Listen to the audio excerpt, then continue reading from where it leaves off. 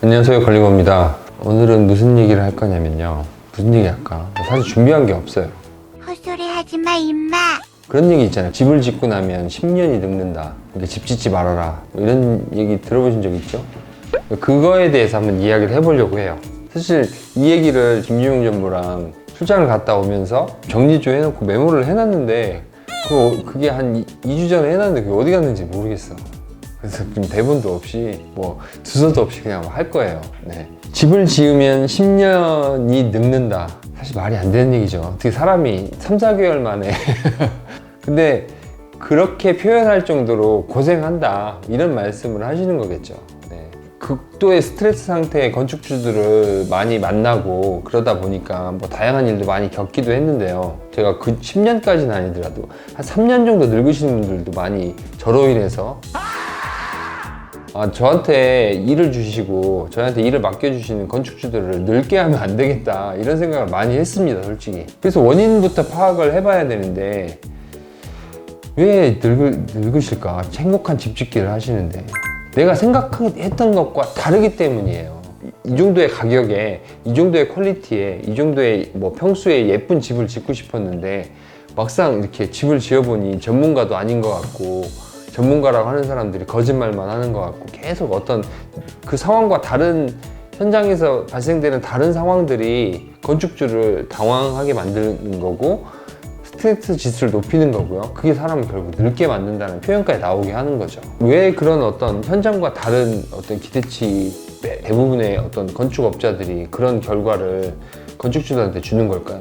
이분과 이분은 서로 같은 이야기를 일하기 전에는 같은 이야기를 했다라고 생각하고 하시는 겁니다. 일을 시작을 좋은 마음으로 둘 다 같이 시작을 하세요. 근데 일을 진행해 보니 서로 다른 이야기를 하셨던 거예요. 쉽게 설명하면 서로 말로만 한 겁니다. 잘해주겠다고. 제가 평당 500만 원만 주시면 제가 제일 좋은 제품 써서 제일 좋은 자재 써서 최고의 만족감이 되는 그런 집을 지어드리겠습니다. 이분이 한 게 거짓말일까요? 거짓말일 수도 있죠. 근데 그 말을 하실 그 당시에는 진심이었을 겁니다. 이분도 그게 진심이길 바라고 들으셨을 거고 그 말을 믿고 계약을 하셨겠죠. 근데 이제 진행 과정에서는 최고의 제품, 최고의 퀄리티 뭐 이걸로 한다고 했는데 이 건축주의 만족도는 계속 못 미치는 거예요. 네. 그러면 이 문제를 해결하려면 말로만 해서는 안 된다는 거죠. 문제는 말이었던 겁니다. 말은 검증이 되지 않습니다. 말은 검증은 되려면 서류가 돼야 되고요, 도면이 돼 있어야 되고요, 모든 어떤 기본적인 것 외에 어떤 오해의 소지가 될 수 있는 뭐 시방서부터 여러 가지를 서류 정리할 수 있는 최대한 모든 것들을 서류상 정리를 하셔야 됩니다. 간혹 건축주랑 갈등을 일으키는 게 뭐냐면 대표님이 말로 서비스 해주기로 하셨대요. 이렇게 하시는 분들이 간혹 있으세요. 물론 그렇게 하면 저도 생각을 하죠. 내가 서비스를 해드린다고 한 적이 있나 이렇게 생각을 해봅니다. 제가 기억이 날 수도 있고 안 날 수도 있고 그분이 제 말을 오해해서 들었을 수도 있잖아요. 그 얘기는. 그러니까 이 상황은 참 애매해요. 저는 이 일을 잘 마무리하고 싶은 마음에 그냥 그걸 해드리는 경우도 있고 그걸 좀 악용하는 상황인 것 같은 좀 그런 느낌이 들면 저는 죽어도 안 된다라고 말씀을 드립니다. 서류상이 없지 않느냐. 네. 서로 구두 합의가 아닌 서류상의 계약이 잘 이루어져야 된다는 거죠. 그러니까 계약서에 이런저런 내용이 아니라 어떤 방식으로 일을 하고 어떤 자재를 사용을 하고 어떤 시공 방법을 하겠다 이런 것들이 설명과 더불어 서류적으로 기본적으로 나가야 되는 겁니다. 네. 제가 실제로 경험한 건데 어떤 변기가 현장에 왔어요. 근데 충분히 그분한테 이런 재료를 쓰겠다라고 말씀을 드렸는데 변기 디자인이 마음에 들지 않는다고 그 자리에서 컴플레인을 저한테 하시더라고요. 그래서 저는 일하러 뭐 설비업자도 대기에 있고 변기도 와 있고 설치해 다음 공정으로 넘어가는데 그 변기 설치 못하고 그냥 뭐 화물비를 써서 돌려보내고 새로운 변기를 받아서 또 사람 불러서 막 이렇게 한 적이 있습니다. 근데 그때 제가 생각을 했어요. 이거를 어떤 모델을 쓰겠다라고 제가 그 건축주한테 말씀을 드리지 않아서 내가 이 고생을 하는구나 라는 생각을 한 거예요. 그러니까 단적인 상황 하나를 말씀을 드린 겁니다. 사실 이런 말씀 드리면 죄송한 얘기인데 제일 큰 변수는 건축주입니다. 건축주가 어떤 걸 좋아하는지 어떤 걸 원하는지 취향 파악을 미리 해서 미리 결정해 놓지 않으면 계속 변수는 발생할 수밖에 없어요. 살아야 되니까 계속 고집을 피울 수밖에 없고 다 오케이 갈 수가 없습니다. 그런 상황이 있을 수 있다는 걸 먼저 받아들여야 되고요. 그런 부분들도 미리 아셔야지만 건축업자와 갈등하지 않겠구나라고 준비하실 수 있는 거예요. 그래야 늙지 않을 수 있습니다. 계약서를 잘 써야 되고, 도면을 좀 더 구체화해야 되고, 뭐 스펙 정리를 잘 해야 되고, 네.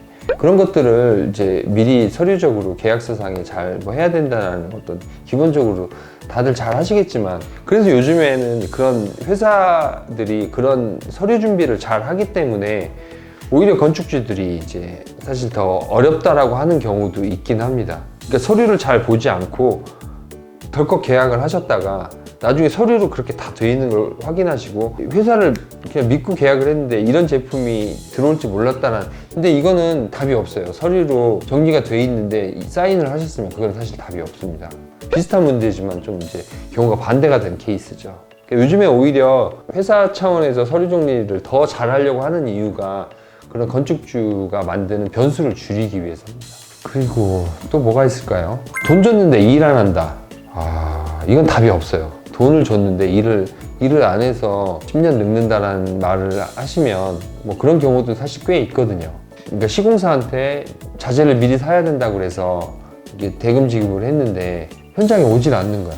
돈만 받아놓고 계약금만 받아놓고 일은 시작을 한다 해놓고, 그래서 전화를 막 10번 20번 넘게 해서 간신히 받았는데 돈이 좀 부족해서 제가 어디 다른 데 돌려 쓰는 바람에 조금 이렇게 미리 융통해 주시면 제가 그걸로 이렇게 해서 돈 받아서 처리하겠습니다. 이런 어떤 입 바른 소리에 돈을 또 줘. 또 안 와. 이런 경우가 이제 정말 이제 많았는데, 이 경우는 미리미리 체크하지 않은 건축주의 이게 잘못이라고 하면 제가 좀 욕을 많이 먹을 것 같긴 한데, 근데 그 정도 구별할 줄 아셔야 될 것 같아요. 집을 짓는 일은 굉장히 큰 일이고 내가 이 정도 일을 맡겨도 되는 사람인지 정도는 구별할 줄 아셔야지, 어느 정도 시공 사례가 좀 탄탄하고 뭐 평가도 좀 괜찮고 사무실도 버젓이 있고 이런 이제 회사랑 진행을 하셔야지, 너무 싸고 뭐 잘해주겠다라는 어떤 뭐 그런 분들이 보통 이런 문제를 일으키긴 하죠. 네. 저는 그런 차원에서 그런 정도는 구별할 수 있어야 되지 않나라는 말씀을 드린 거고요. 요즘은 사실 그런 경우는 많지는 않습니다. 근데 얼마 전까지 흔히 있었던 일이기 때문에 이건 정말 저는 피해라고 생각을 하거든요. 정말 사기꾼 같은 건축업자들의 어떤 악질적인 행위죠, 이게. 네, 돈 받아놓고 일 안 하는. 네. 뭐가 있나? 한 10가지 정도 있었는데 생각이 안 나네. 선택의 고민이 좀 있죠. 걸리버가 지은 집을 실제로 보지 못했는데 저희 징크색이 청색인지 진회색인지 잘 모르겠다. 직원한테 물어봤더니 진회색이라고 하던데 나는 아무리 봐도 그게 진회색으로 보이지 않는다. 어떤 이 선택의 고민이신 거예요. 그러니까 이게 엄청 어렵죠. 내가 한번 선택을 하면 그 집은 50년 동안 그 지붕 색이 연회색이거나 청색이거나 그러니까 진회색이거나 이렇게 돼야 되는 거예요. 이 징크의 어떤 기본 수명이 50년이거든요. 그러니까 백고벽돌로 하면 뭐 100년도 갈 수 있는 집이 벽돌 같은 경우에는. 그러니까 이런 어떤 부담스러운 선택일 수 있잖아요, 그게. 그런 어떤 선택이 좀 어렵다고 하시는 분들이 많이 있으세요. 이거에 대한 해결 방법은 사실 저는 그냥 즐기는 것밖에 없다고 생각을 해요. 내 집의 어떤 디자인 선택, 그걸 건축가가 제안해 주긴 하지만 뭐 저한테 물어보시면 저는 이 색이 좋습니다라고 좀 이렇게 자신 있게 말씀드리는 편이긴 한데, 그렇다고 사장님 제가 책임질 테니까 이 색깔로 하세요 이렇게는 못 하거든요. 왜냐면 제가 책임질 수는 없으니까. 그냥 뭐 선택해도 이게 아니면 이렇게 하셔도 되고, 좀 어떤 여러 가지 상황을 놓고 편하게 부담 없이 선택을 하시고, 아니면 바꾸면 되니까요. 돈이 너무 많이 들려나? 그러니까 그런 차원에서 말씀을 드리는데, 어떤 선택의 고민을 너무 깊이 하시는 것 때문에 스트레스 받지 마시고 그냥 내 집 짓는 즐거운 과정 중에 하나니까 이거 하지 뭐 이런 마음으로 하시는 것도 좋을 것 같아요. 그러면 다 또 좋은 선택이 되더라고요. 시공 사례를 보시면 좀 도움이 됩니다. 저희가 했던 사례를 보셔도 되고 외국 사례도 보고 이게 맞는지 좀 이렇게 저희한테 좀 자문도 좀 구해보시고 이렇게 하시면 어떤 선택의 기로에서 좀 더 쉬운 결정을 하실 수 있으니까요. 그렇게 좀 보시면 도움이 될 것 같고요. 또 뭐가 있을까? 요즘에 뭐 흔히 일어날 수 있는 아까 처음에 말씀드린 부분과 좀 일맥상통하는 부분이긴 한데 좀 더 구체화해서 들어가면 이제 큰 업체라고 믿고 이제 선정을 했는데 막상 일의 과정을 보니 하청의 하청 뭐 이런 과정이 있어서 시공 퀄리티가 너무 떨어지는 거죠. 그런 상황에서는 사실 회사를 상대로 해도 뭐 서류적으로 다 돼 있고 그 자재를 안 쓴 건 아닌데 좀 애매한 부분이 계속 남는 거예요. 아, 이거 어떻게 해결하지? 나 딱 문제를 제시하고 이거 해결해드리고 싶었는데 그런 일이 벌어지기 전에 막아야 됩니다. 뭐든지 지금 모든 차원이 그런 쪽으로 해결 방법이 제시되고 있긴 합니다만 이건 좀 더 큰 일이기 때문에 그 회사의 어떤 시공 퀄리티 뭐 이런 부분들에 대해서 좀 꼼꼼히 확인을 하셔야 되는데 물론 이제 그런 경우 있겠죠. 이제 본청이 있고 하청 업체들이 여러 가지가 있는데 이 하청 업체들의 시공 퀄리티가 다 다른 거예요. 이 회사가 하청을 주는 회사인지 아닌지를 확인을 명확히 하시고 하청을 주는 회사라면 그 하청업자까지도 내가 선정할 수 있게 간혹 저희한테 그런 분들이 있습니다. 현장 소장 지정할 수 있냐고. 현장 소장에 따라 퀄리티가 달라지듯이 협력업체가 이제 현장 소장의 역할을 거의 다 하거든요.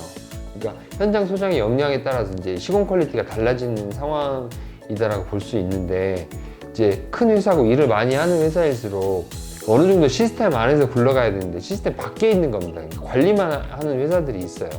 이런 회사들은 선정을 하시면 지금 제가 말씀드린 어떤 시공 퀄리티, 빌드 퀄리티가 다 확인했던 상황임에도 불구하고 그 이하로 떨어지는 경우가 있기 때문에 시스템 안에 들어와 있는 회사가 아닌 관리만 하는 어떤 회사를 선정을 하시면 이런 일이 발생할 수 있기 때문에 좀 주의를 하셔야 됩니다. 이것도 계속 고민을 하셔야 돼요. 네. 시공 퀄리티도 보셔야 되고 이 집도 가보셔야 되고 저 집도 가보셔야 되고 특히 저희 고객들이 그런 분들이 많이 있으신데 저희 현장을 뭐 밤에도 가보셨다 그러고 뭐 낮에도 가보시고 새벽에도 가보시고 막 현장 막 한참 진행 중일 때 구경하는 척 가보시기도 하고 이런 고객분들이 많이 있으세요 요즘에. 그런 분들하고는 오히려 저희는 소통이 더 잘 됩니다. 그러니까 해결도 잘 되는 편이고요.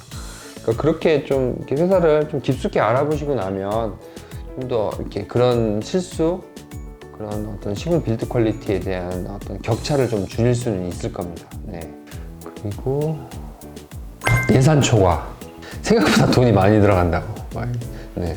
집을 얼마면 짓겠다라고 이제 생각을 했는데 예산이 막 한도 끝도 없이 더 들어가는 거예요. 그러니까 나는 3억에 집 짓기를 끝내려고 마음을 먹었는데 땅값 빼고 이제 건축비랑 옵션 비용이랑 뭐 조경 비용 다 해서 3억이 끝내려고 했는데 다 끝내고 보니까 막 4억 5천 막 이렇게 들었어요. 이건 좀 계획대로 안 하셨거나 계획을 잘못 세우셨거나 둘 중에 하나잖아요. 계획대로 안 하셔서 뭐 중간에 마음이 변해서 내가 좋은 데한테 쓰고 싶어서 그거는 중간중간 바꾸신 이유는 돈이 있으셨기 때문에 저는 바꿨다고 봅니다. 돈 어디서 빌려와가지고 그걸 강마루에서 온목마루 바꾸고 이러시진 않으시거든요. 그러니까 어느 정도 건축비에 대한 예산이 어느 정도 여유가 있으셨기 때문에 할 수 있는 일이라고 보고요. 그 전자가 문제죠. 나는 3억에 끝내려고 했는데 끝낼 수 없는 상황에 와서 예상치도 못한 대출을 더 받아야 되고 뭐 이런 상황들이 오면 어렵잖아요. 네. 그러니까 그런 부분들이 저희도 이제 최대한 발생하지 않게 해드리려고 추가 예산이나 이런 부분들이 범위가 이렇다라고 충분히 말씀을 드리기는 합니다. 그런 예산들을 꼼꼼히 세우는 과정과 작업이 필요합니다. 내가 이거를 얼마에 끝내겠다라고 생각을 하셨으면 최소한 그 안에 그 비슷한 범위 안에 들어오도록 상황을 좀 만들어 봐야 되고요. 충분히 어떤 건축가랑 협의를 하셔야 되고 시공사랑도 협의를 하셔야 됩니다. 예산에 대한 고민은 사실 건축주가 가장 많이 하셔야 됩니다. 그리고 거기에 따라서 시공사나 건축가는 그 예산에 따라서 어느 정도 이렇게 움직일 수 있는 가이드라인 몇 가지를 제시를 하는 거죠. 그 선택은 또 결국 건축주가 하는 거고요. 그러니까 이 예산 초과가 어쩌면 가장 실질적인 스트레스가 아닐까 싶어요. 나는 내 마당에 소나무를 딱 한 5m짜리 멋진 소나무를 하나 심고 싶었는데 마지막엔 그 소나무를 심을 돈이 없을 수도 있는 거죠. 네. 그러니까 이건 참 마음 아픈 일이잖아요. 그러니까 그런 일이 생기지 않도록 계획을 잘 세우셔야 됩니다. 계획의 첫 번째는 도면이고요. 도면 기획을 잘 세워서 거기에 이제 좋은 합리적인 자재 선정을 하셔야지만 예산 범위 안에 들어오는 집을 지으실 수 있는 겁니다. 네. 제가 한 번쯤은 그냥 뭐 이런 이야기를 통해서 소통하는 느낌을 좀 갖고 싶었고요. 방어막을 치는 건지도 모르겠습니다. 어쨌든 서로 잘 몰라서라고 생각을 해요. 저도 건축주를 잘 이해하는 게 부족하고, 건축주도 저희 회사를 이해하는 게 부족하고, 서로 이제 대화를 많이 하고 포커스 전달을 잘 하는 게 문제 해결에 제일 좋은 방법이라고 생각을 합니다. 영상을 보시고 그런 문제나 어려움이 없도록 좀 도움이 되셨으면 해서 이런 시간도 가져봤는데요. 전편에서 말씀드렸지만 찌꾸남이 항상 자신이 없어지는 건 왜 그럴까요? 준비가 좀 덜 된 느낌으로 유튜브를 항상 찍고 있는데, 그래도 꾸준히 봐주시고 응원해 주셔서 감사드리고요. 이렇게 와주셔서 또 그 유튜브 잘 보고 있다라고 이렇게 예비 건축주들 인사해 주시는 게 항상 감사하고 고맙습니다. 그래서 제가 이걸 끊지 못하고 계속 찍게 되는 것 같아요. 네. 앞으로도 이제 제가 더 좋은 컨텐츠로 찾아뵐 수 있도록 응원 많이 해주시고요. 저도 준비 열심히 하도록 하겠습니다. 그럼 오늘 여기까지 하도록 하겠습니다. 감사합니다.